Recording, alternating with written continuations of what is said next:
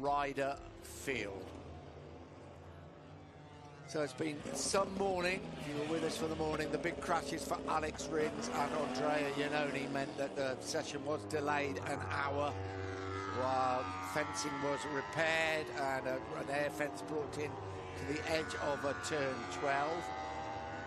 After that, we saw Marc Marquez go down in the gravel when he seemed to have saved things at turn 1.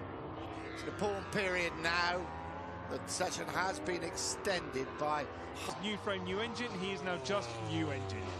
Right, just new engine. Andrea Dovizioso's time set on the GP 17, was it? That I will have to confirm, but I'm pretty much 100% sure. But if you could just double check for it. I will. Many thanks. We ride with Valentino Rossi.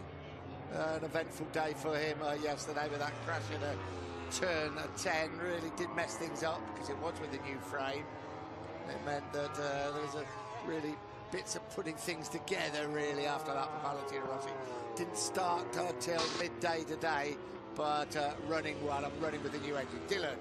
Yeah, Nick, I can confirm Davide Tarodzi, the team manager of Ducati, has just said yes, that time was definitely set on the GP17 machine. That is also the one that Jorge Lorenzo is still out on. So he has been predominantly working on the new bike today. Lap times. It's getting cooler, isn't it? Not quite yet, but next half an hour, 45 minutes is going to be their only time, I think, for really setting quick time, isn't it? No, absolutely. It's you know, the track temperature doesn't necessarily drop, you know, massively. It's still warmer than it is when they first start in the morning. However, because the riders would have had the experience of this, should we say, pretty warm track, now they'll know these grip levels. They'll have the bike set up to these grip levels, to have their mind tuned into these grip levels, and that's where the danger lies. A, because their tyres get a little bit more used, so if they are out there with quite a heavily used tyre. Let's have a look at Hector Barbara. That fourth sector not so good, as you can see. Jorge Lorenzo certainly could improve. Jorge Lorenzo up into third place. What an afternoon it's turning out for Ducati. Dovizioso tops the charts, Lorenzo third. Sandwich between them, the current world champion Marc Marquez. Good afternoon to Matt Burt sitting alongside me. Yeah, good afternoon, Nick.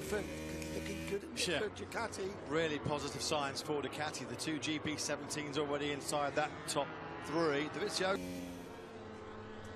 Yeah, Marc Marquez currently running a second fastest. So 8 minutes since we've returned. And Andrea Dovizioso in our break leads the way. A 1:34.43 for the Italian. He likes a lot of the bike with the front end, which is also what I like, which is very important to have two riders going the same way. When we get that feeling, I think I'll be able to hang it out a little bit more on entry. Well, we certainly hope so. What about Moto2? You know, 2 Grand Prix, what was it, 5? He likes a lot of the bike with the front end, which is also what I like, which is very important to have two riders going the same way. When we get that feeling, I think I'll be able to hang it out a little bit more on entry.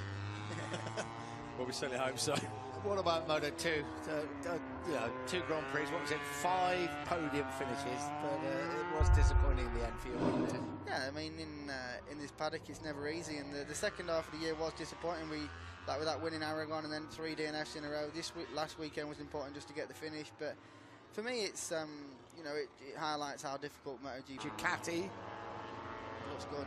And you said, I mean, obviously, Sam, unfortunately, the injuries that you got from yesterday's crash, it gave you the opportunity to go out and track today and have a bit of a look. I mean, nobody can spot things like current riders can out. So I guess who was looking good and what were you able to spot and observe out there? When doing some absolutely incredible lap. It's going to be interesting, isn't it? Yeah. Maverick Vinales and Valentino Rossi, because Rossi doesn't want to get beaten by a young... To come in and have all the limelight, so it's going to be a really a great time. So here is Maverick Vinales. He leads the way.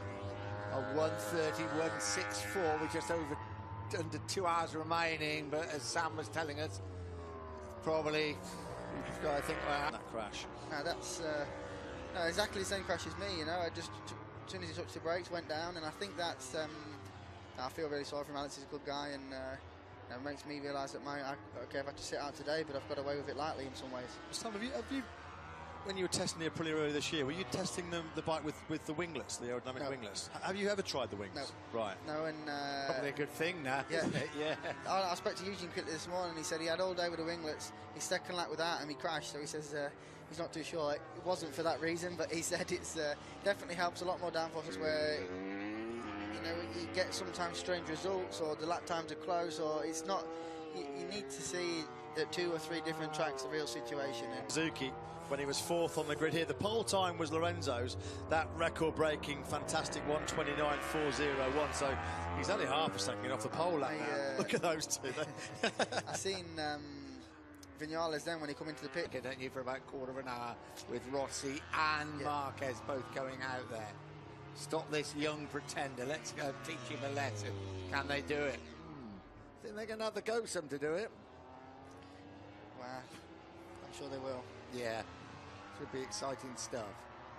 So what do we got? We got just over 1 3/4 hours left, but in action, In that third sector, up over the rise he comes. 13, 14 coming up for Marc Marquez. It's going to be tight. Just lost a little bit of time in sector 3. What about sector 4? with the line now, has he improved? No, he hasn't. He lost again a couple of tenths in that final sector.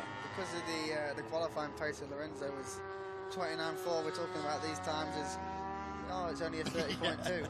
And I think that's easy for us sitting here to say that, isn't it? Yeah, and we probably say it far too often. I wouldn't mind a 30 points. Oh dear. What's the guy playing at? Right, Lorenzo's out there. Rossi is out there. And it's